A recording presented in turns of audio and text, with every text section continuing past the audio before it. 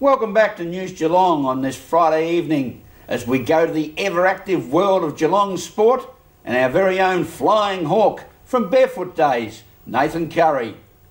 Cheers, Graham. Alrighty, Geelong, let's get into another big night of sport.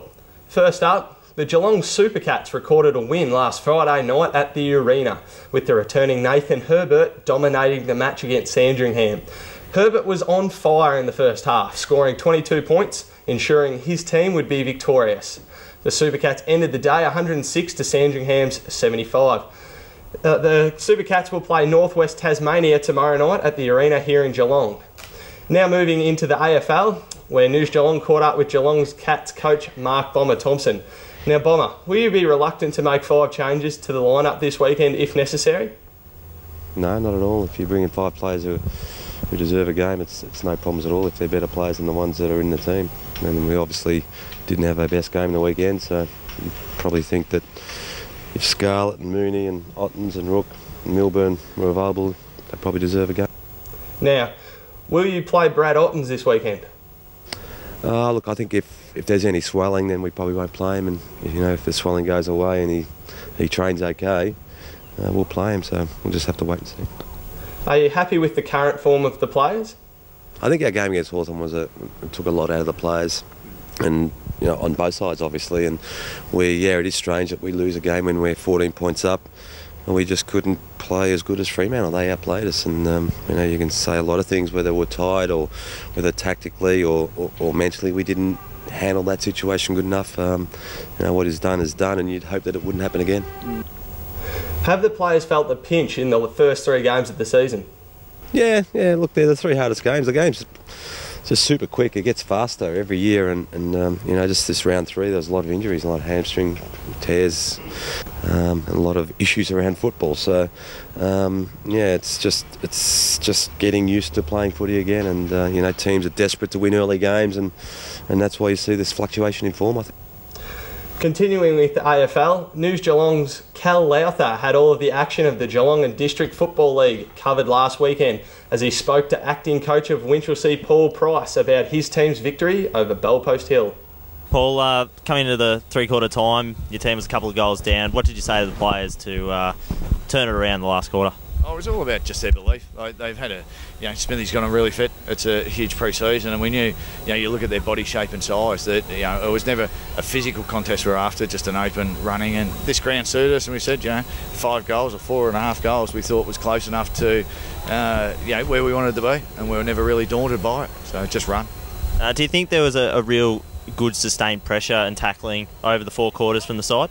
Yeah, it dropped off a little bit towards the end of the second quarter and probably the first 5 or 10 minutes of the third quarter. It's something that we asked them to do, just maintain pressure and have an appetite for a contest all day, and we felt that they did that towards the end. Now, do you think this is definitely a defining moment for the club? Oh, well, you would hope so. In years gone past, we've beaten the sides in the bottom half of the draw, but never really got against a Bellpost Hill or an East Geelong. So I don't know whether it's defining or just it gives them self-belief that, the hard work they've done is good enough, and, the actual ability that they've got is good enough to beat, probably last year's grand finalists that shape up even better this year than what they did last year. So it's got to be good self-belief. And finally tonight, there's a new soccer club on the Bellarine Peninsula. After a great deal of planning, the Springdale Football Club is up and running and will compete in the Football Federation Victoria Geelong region. What a mouthful of a league. News Geelong caught up with the club's founder, president and coach Jeff Briggs at his team's training. I suppose it's been 18 months in the building, and a few of us identified that there's gaps in playing soccer on the north of Bellarine.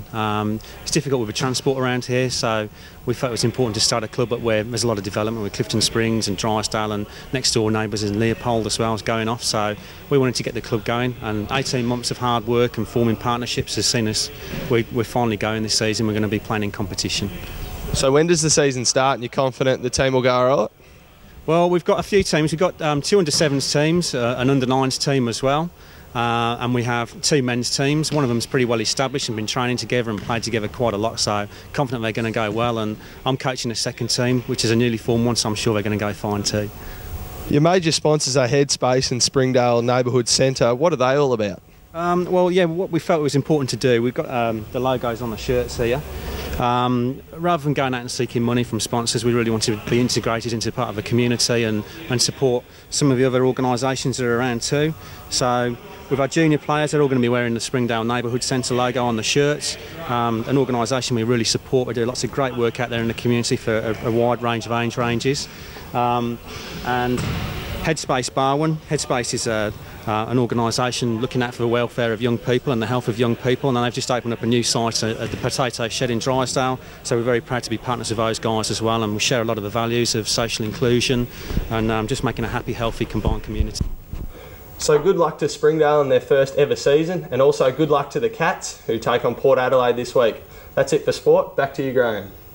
Thank you, Nathan. Enjoy your weekend of sport and stay safe, my friend. Now, the world of Geelong weather has certainly seen some of us reach for warmer clothes as temperatures begin their near winter dip. Larni Salathiel has the latest for the coming days. Thanks, Graham. Well, we do have a nice day on the way for tomorrow. It's going to be mostly sunny for those of you playing netball and football, although some high cloud increasing later in the day, a top of 26. For Sunday, cloudy, some isolated showers in the afternoon and evening, and a top of 25.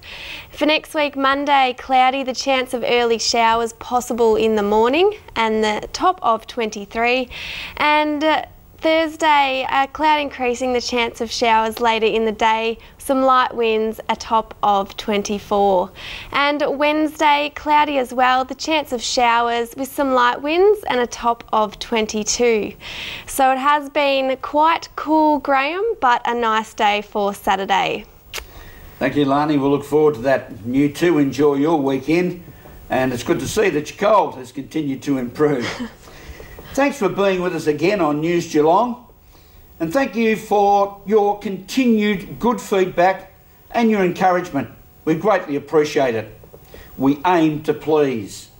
Remember, Mitch, take your time and smell the flowers. From all the team at News Geelong, a very good night.